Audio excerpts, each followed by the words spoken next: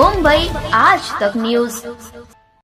अमरनाथ तहसीलदार कार्यालयातून ईडब्ल्यूएस दाखले वाटपामध्ये दिरंगाई, नागरिकांचे व विद्यार्थ्यांचे भवितव्य धोक्यात आले आहे।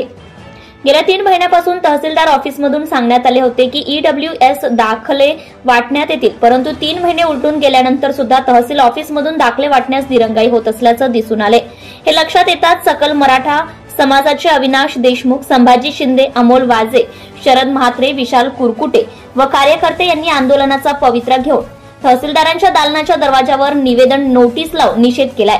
वारंवार फोन करूनही तहसीलदार अमित पुरी यांच्याकडून कोणताही रिस्पॉन्स न मिळाल्याने आक्रमक झालेले सकल मराठा समाजाचे कार्यकर्ते यांचे एक शिष्टमंडळ नायब तहसीलदार यांना निवेदने देऊन सांगण्यात आले की येत्या 7 दिवसात विद्यार्थ्यांना दाखले वाटप झाले नाही तर अंबरनाथ तहसीलदार कार्यालयासमोर मोठे आंदोलन उभे करण्यात येईल। यावेळी अविनाश देशमुख यांनी सांगितले की विद्यार्थ्यांचे शैक्षणिक वर्ष आणि नागरिकांचे नोकरीचे प्रश्न दाखल्यामुळे प्रलंबित राहत आहेत व विद्यार्थ्यांना व नागरिकांना नाहक त्रास सहन करावा लागतोय। अंबरनाथचे तहसीलदार अमित पुरी यांच्याकडून दाखले वाटपात दिरंगाई होत असल्याने जर समाजाचे काही नुकसान झाले तर सकल मराठा समाज यावर तीव्र आंदोलन छेडल्याशिवाय राहणार नाही असे सांगण्यात आले।